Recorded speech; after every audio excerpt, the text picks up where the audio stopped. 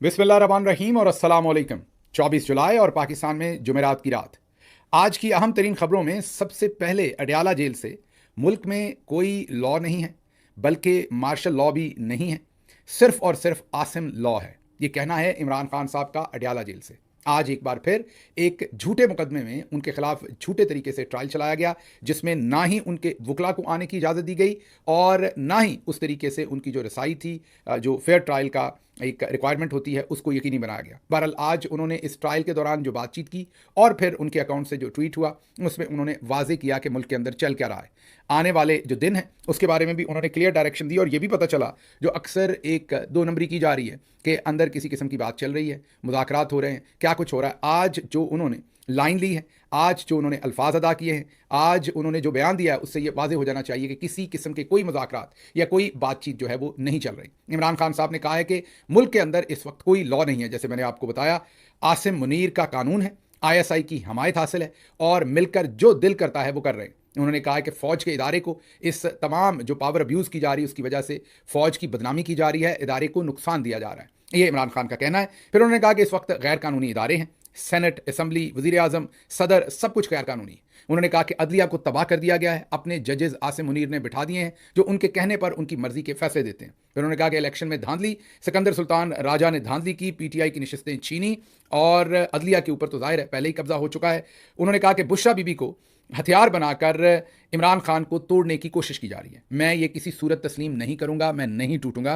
उन्होंने कहा है कि अदलिया पर कब्जे के बाद आसिम मुनीर ने जजेस, मिलिट्री कोर्ट्स के अंदर भी अपनी मर्जी के फैसले लिए, बाहर भी जजेस से मर्जी के फैसले लिए और मुकम्मल तौर पर जो अदलिया की खुद मुख्तारी थी उसको ख़त्म कर दिया। जेल में वो कहते हैं कि जुल्म बढ़ गया है, 22 घंटे तक सेल के अंदर कैद तन्हाई में रखा जाता है, किताबें, अखबार, TV बंद है और टॉर्चर को बहुत ज़्यादा बढ़ा दिया गया है। ज़ाहिर है ज़हनी टॉर्चर की बात हो रही है। उसके बाद उन्होंने कहा कि बच्चों से बात 7 महीने से उनसे रब्ता नहीं करने दिया गया, मुकम्मल तौर पर बंद कर दिया है, जिसकी वजह से मैं बच्चों को कहूँगा कि वो आलमी अदालत इंसाफ जाएँ ताकि वहाँ से वो इंसाफ ले सकें और उनकी मेरे से बात हो सके। फिर उन्होंने अमन मार्च की हमायत की है। उन्होंने 26 नवंबर और 9 मई पर कमीशन का मुतालबा किया है और उन्होंने पाकिस्तान तहरीक इंसाफ की जो लीडरशिप है, गौहर खान, सलमान राजा साहब, अली अमीन गंडापुर साहब और जुनेद अकबर साहब को इंसाफ और आइन के लिए तहरीक की हदायत की है। ज़ाहिर है 5 अगस्त को उस तहरीक ने अपने सबसे हाईएस्ट पॉइंट पर होना है। ये इमरान खान साहब पहले से ही डायरेक्शन दे चुके हैं। अब इसमें क्या हो रहा है क्या नहीं, ये जो कुछ भी होगा तहरीक के सिलसिले में वो आपके सामने बताएंगे। लेकिन आज की ये जो स्टेटमेंट है इमरान खान साहब की, इससे एक बात तो आप तय कर लें। अक्सर आप सवाल पूछते हैं कि कोई ना कोई अंदर बातचीत तो चल रही है, कुछ ना कुछ तो चल रहा है, वरना आपको ये होता ना नजर आएगा, वो होता ना नजर आएगा। आज का अगर आप इमरान खान साहब का बयान देख लें और ट्वीट देख लें तो आपको एक चीज़ वाज़ेह हो जाएगी कि इमरान खान साहब किसी किस्म के मुज़ाकरात अंदर से नहीं कर रहे। ये जितने लोग भी ये सारी बातें करते हैं या ऐसा इंप्रेशन देते हैं, ये बेसिकली आपको ट्रक की बत्ती के पीछे लगाते हैं। ये मैं आपको बार बार बता चुका हूँ, पहले दिन से बता रहा हूँ।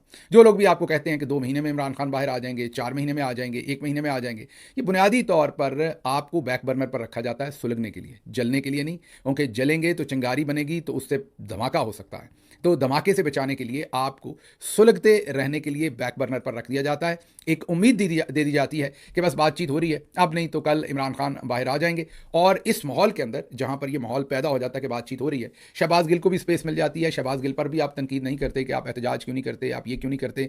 मेरे लिए भी आसानी बन जाती है, मैं भी चुप करके नीवा नीवा फिरता रहता हूं और इसी काम के अंदर जो एहतजाज का वक्त होता है वो गुजर जाता है। और यही आसिम मुनीर उनके साथी चाहते हैं कि किसी सूरत इमरान खान के कहने पर एहतजाज ना हो। जैसे ही इमरान खान साहब एहतजाज की कॉल देते हैं, आपको ये सब कुछ बाहर होता हुआ नजर आना शुरू हो जाता है। अभी भी आपको लोग कह रहे थे बहुत दिनों से कि बातचीत चल रही है, अंदर कुछ तो चल रहा है, कुछ तो हो रहा है। जब भी हम लोगों से बात करते हैं तो कहते हैं गिल साहब कुछ तो हो रहा है। ये हो रहा है जो आज इमरान खान साहब ने बयान दे दिया है। अगर कुछ भी हो रहा होता तो उन्हें ये ना कहना पड़ता, क्योंकि मुल्क के अंदर कोई कानून नहीं है, कोई लॉ नहीं है, मार्शल लॉ भी नहीं है, बल्कि सिर्फ आसिम मुनीर लॉ है। अगर वो ये कह रहे हैं तो इसका मतलब है कि कोई बातचीत नहीं हो रही, किसी किस्म के कोई मुज़ाकरात नहीं हो रहे। इसलिए जो भी, मैं दोबारा रिपीट करूंगा, आपको इस सिलसिले में बेवकूफ़ बनाने की कोशिश करता है, आपने उससे बिल्कुल हर सूरत जो है वो चौकन्ना रहना है।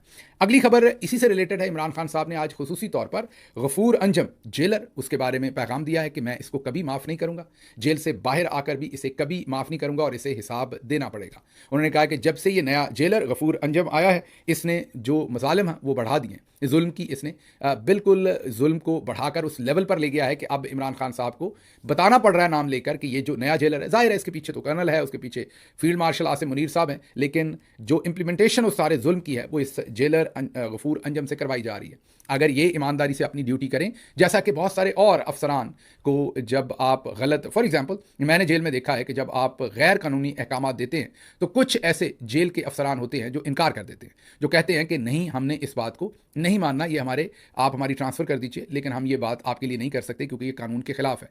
अगर ये गफूर अंजम इनकार करे तो ज़्यादा ज़्यादा क्या होगा, ट्रांसफ़र हो जाएगा, लेकिन ये अपनी इस सीट के लिए, अपने इन जो भी इसको पर्क्स मिल रहे हैं, जो भी आगे इसको तरक्की मिलेगी, उसके लिए ये गैर कानूनी तौर पर इमरान खान पर जुल्म करने में शामिल है। इसलिए आज इमरान खान साहब ने नाम लेकर गफूर अंजम के बारे में बताया है कि इसको कभी माफ़ नहीं किया जाएगा। पूरे पाकिस्तानियों की तरफ उन्होंने ये तवज्जो उनकी दिला दी है। इनकी तस्वीर भी आज सोशल मीडिया पर फिरती रही हैं, लोग लान तान भी कर रहे हैं, और मज़ीद भी कीजिए जिसको भी मौका मिलता है, जाहिर है सोशल मीडिया के ऊपर ज़रूर पोस्ट कीजिए, इनको ज़रूर इनके काले करतूतों को आश्कार कीजिए। अच्छा जी, अगली खबर हमने आखिर पर आपके सामने रखनी है कि आसिम मुनीर साहब ने एक नई सियासी जमात लॉन्च कर दी है। वो नई सियासी जमात कौन सी है और वो क्या कर रही है, उन्होंने एक बड़ी एक्टिविटी से काम अपना शुरू किया है, वो आपको आखिर में, व्लॉग के आखिर पर एक वीडियो दिखानी है, वहाँ पर आपको दिखाएंगे। लेकिन सबसे पहले सलमान अकरम राजा साहब ने भी आज कहा है कि ये ओपन ट्रायल के जो रिक्वायरमेंट्स होती हैं वो पूरी नहीं की जा रही, हमें एक्सेस नहीं दी जा रही, तो ये किस किस्म का ट्रायल है। उसके बाद जो मुन्ना मुनीब फारूक है, उन्होंने आज इंडोर्समेंट की है, जो पहले इमरान खान कहते रहे, पाकिस्तान तहरीक इंसाफ कहती रही है। मुन्ना मुनीब फारूक ने आज कहा है कि इमरान खान अंदर जो भी बोलते हैं वो रिकॉर्ड होता है। क्या कहा है उन्होंने, सुनिए। इमरान खान साहब ने ना कई दफा, एक तो ये भी खैर हालात ही बता रहे हैं कि वो अंदर जो कुछ बोलते हैं एक तो वो रिकॉर्ड होता है, उसकी ट्रांसक्रिप्ट अलग है, मॉनिटरिंग अलग है। सुन लिया आपने, तो अब एक किस्म की ये गवाही दे दी है मुन्ना मुनीब फारूक ने, जो कि आजकल इस्टेब्लिशमेंट का, दूसरे लफ्ज़ों में ISPR और ISI और पाकिस्तान के जनरल साहबान का वो अनडिक्लेयर्ड स्पोक्स पर्सन है, ये बल्कि डिक्लेयर्ड ही कह लें। तो ये एक किस्म की गवाही है उनकी तरफ से कि इमरान खान साहब अंदर जो भी बात करते हैं वो रिकॉर्ड की जाती है। आगे चलते हैं, अगली खबर जो है वो अली अमीन गंडापुर साहब ने आज एक बयान दिया है, और उस बयान में उन्होंने ये कहा है कि अब गुड और बैड तालिबान खैबर पख्तूनख्वा में नहीं चलेंगे। मैंने पहले कमेटी में बात की थी और वो पूरा पाकिस्तान जान गया था कि मेरे रिजर्वेशन है, और मैंने बाकायदा तौर पे इसके ऊपर बात की। मुझे किसी का खौफ नहीं है, मैं किसी के खौफ के बगैर ये बात पहले दिन से कर चुका हूँ, और मैं दोबारा रिपीट कर रहा हूँ कि उसके बाद हमने ऑपरेशन किए, हमने उनको इलाकों से खाली करवाया। आपने वो वीडियो देखी, वो वीडियो देखने के बाद दोबारा उन लोगों को लाया गया, दोबारा उन लोगों को जब पकड़ा गया तो हमारी ISI और हमारी MI ने उन लोगों को ऑन किया कि ये लोग हमारे लोग हैं, मेहरबानी करें, हम इनको इस्तेमाल करते हैं किसी भी काम के लिए, और उन्होंने पुलिस से उनको छुड़वाया। अब दोबारा वो लोग फिर ज्यादा हो चुके हैं, तो मेहरबानी करें, अपने वर्दी वाले बंदे से अपनी जंग लड़ें। गुड़ तालिबानों के जरिए जो आप उनको ओन करके जो जंग लड़ने की कोशिश आप कर रहे हैं, उससे आपके दरमियान और अवाम के दरमियान एतमाद खत्म हो रहा है, आपके दरमियान और मेरी पुलिस के दरमियान एतमाद खत्म हो रहा है, आपके दरमियान और मेरी हुकूमत, मेरी एडमिनिस्ट्रेशन के दरमियान एतमाद खत्म हो रहा है। Good Taliban are not accepted. अगर आपको उनकी जरूरत है तो उनको फौज में भर्ती कर लो, फौज की वर्दी पहना के कश्मीर में लड़ाते हो, किसी और महाग लड़ाते लड़ा लो। इससे ये उनका कहना था, क्योंकि आज उन्होंने APC बुलाई हुई थी, ऑल पार्टीज कॉन्फ्रेंस। हैरानी की बात थी कि APC के अंदर अपोजिशन ने शमूलियत इख्तियार नहीं की। अब से चंद दिन पहले तक तो अपोजिशन, याद कीजिए सेनेट के मामले के ऊपर अपोजिशन ने किस तरीके से सीट एडजस्टमेंट की और ऐलानात किए, दोनों तरफ से ऐलानात हुए, गंडापुर साहब की तरफ से भी ऐलान हुए और अपोजिशन की तरफ से भी ऐलान हुए कि सीट एडजस्टमेंट या अंडरस्टैंडिंग कह लें, सीट एडजस्टमेंट शायद not a right word, but understanding होगी है 6 और 5 की। मतलब कि यहाँ तक भी कहा कि अगर PTI के लोग जो हैं वो अपने पेपर्स वापस नहीं लेते तो अपोजिशन ने यह कहा कि वो PTI की हुकूमत के साथ मिलकर इलेक्शन लड़ेंगे इरफान सलीम और उन तमाम लोगों को हराने के लिए, अगर उन्होंने अपने कागजात वापस नहीं लिए। तो एक ज़बरदस्त किस्म की हम आहंगी भी नज़र आ रही थी, ज़बरदस्त किस्म की कोऑर्डिनेशन और कोऑपरेशन भी नज़र आ रही थी। लेकिन हैरान कुन बात यह है कि आज जब दहशतगर्दी के ऊपर बैठक होनी थी, APC होनी थी, तो अपोजिशन ने आने से भी इनकार कर दिया और उसमें पार्टिसिपेट करने से भी इनकार कर दिया। ये मेरी समझ से तो बाहर है, लेकिन हाँ ये ज़रूर है, उनकी इस प्रेस कॉन्फ्रेंस के बाद जब उन्होंने कहा कि आप इन्हें वर्दी में जहाँ आपका दिल है लड़ा लो, ये उन्होंने कहा, तो उसके बाद जो मोहसिन नकवी हैं उन्होंने जवाब दिया।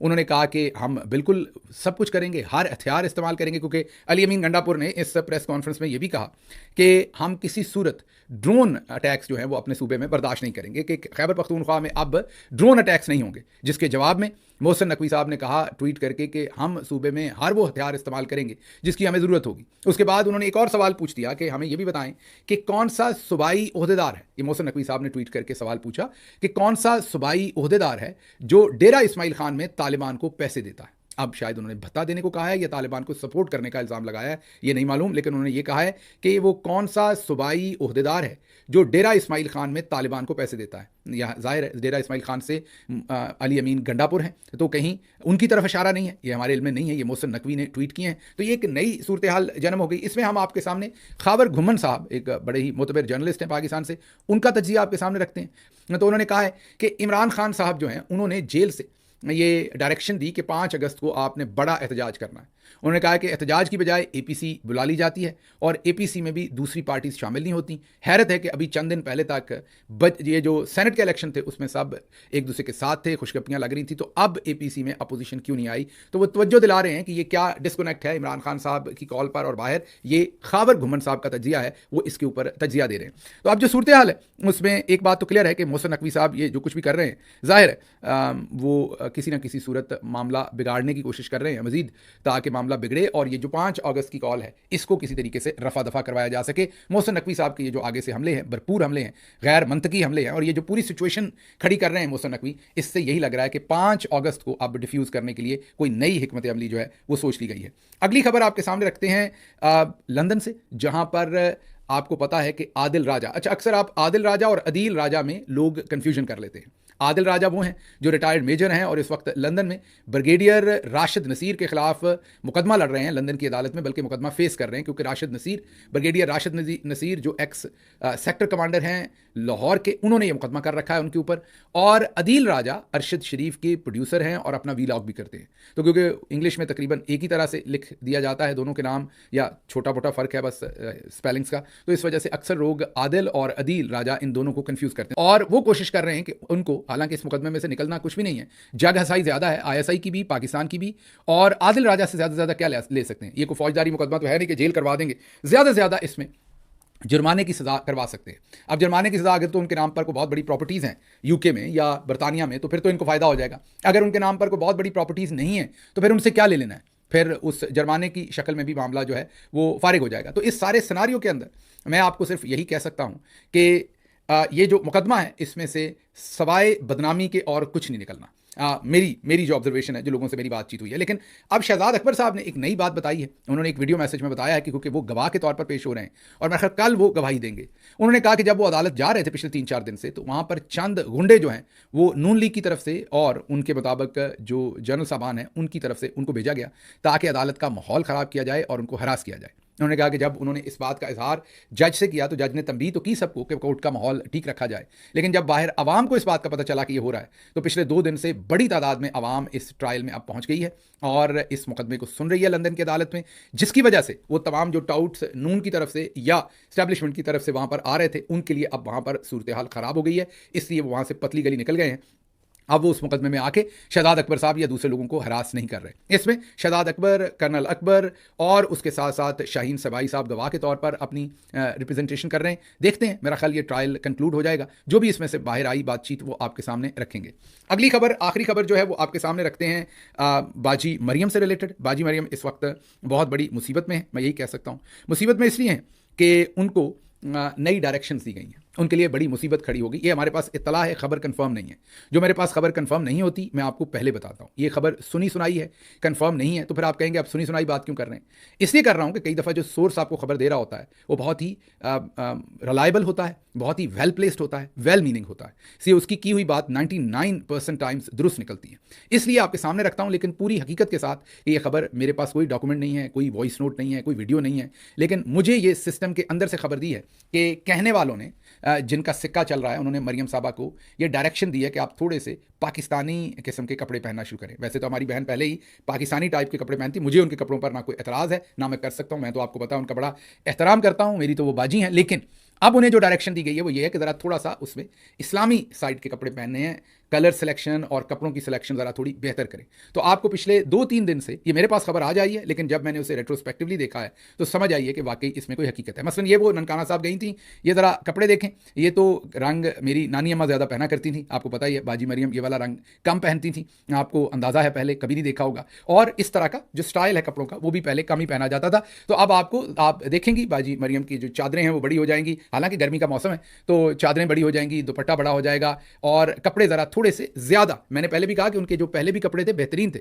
मेरे हिसाब से तो वो बहुत ही बेहतरीन थे, कोई उनमें कोई प्रॉब्लम ही नहीं था। और हो भी तो मैं कौन होता हूँ उस पर, मेरे पास तो कोई हक ही नहीं, वो एक इंडिपेंडेंट शहरी हैं, जो उनका दिल करे वो पहन सकती हैं। और मैंने जैसे कहा कि मैं तो उनका वैसे ही बड़ा एहतराम करता हूँ, लेकिन इस वक्त जो उनको डायरेक्शन भेजी गई है वो ये है कि ज़रा अपनी वार्डरोब को चेंज करें और ज़रा make it look like more, इसको ज़रा थोड़ा सा इस्लामी टच दें या थोड़ा सा पाकिस्तानियत का टच दें। उन्हें पसंद नहीं है जो कपड़ों के पहले भड़कीले रंग और वो सब कुछ है। अब ये बात कितनी मानी जाती है, मेरा नहीं ख्याल कि बाजी ने कोशिश तो की है, आपने देखा है पिछले 2-3 दिन में, लेकिन मुझे नहीं लगता कि ये 2-3 दिन से ज़्यादा या हफ्ते से ज़्यादा काम चल सकेगा। बाजी कोशिश ज़रूर करेंगी, दिल से करेंगी, लेकिन आई डोंट थिंक कि वो इसमें कोई ज़्यादा फॉलोअप दे सकेंगी या इस पर ज़्यादा कंप्लाइंस दे सकेंगी। लेकिन ये उन्हें डायरेक्शन है। बहरहाल जब वो ननकाना पहुंची हैं तो बच्चों को उन्होंने स्लांटीज़ जो हैं वो उन्होंने गिफ्ट किए हैं। ज़रा बाजी अगर गई थी तो कुछ बेहतर दे देती। बच्चे भी ज़ाहिर है, वहाँ का डिप्टी कमिश्नर लेके आया था, कंट्रोल्ड लोग थे, कुर्सियाँ लगा के वहाँ उन्हें बिठा कर पानी जहाँ आया हुआ था वहाँ किनारे पे आपकी उनसे इंटरेक्शन करवा दी। अगर आपने ये सब कुछ करना ही था तो फिर एक हैम्पर बना देती छोटा छोटा गिफ्ट का, इन बच्चों को वही दे देती। आपके इस सारे दौरे के ऊपर करोड़ों रुपया लग गया होगा और आप इन बच्चों को एक एक पैकेट उसका दे रही हैं। मतलब जब आप दे ही रही थी तो उसमें 2-4 चीज़ें डाल देती, लेकिन बहरहाल बाजी हैं, आपको पता कुछ भी कर सकती हैं। तो ये खबर आपके सामने रखनी थी। मुझे यहाँ से दीजिए इजाज़त। अल्लाह आपका हामी नासिर हो। पाकिस्तान जिंदाबाद।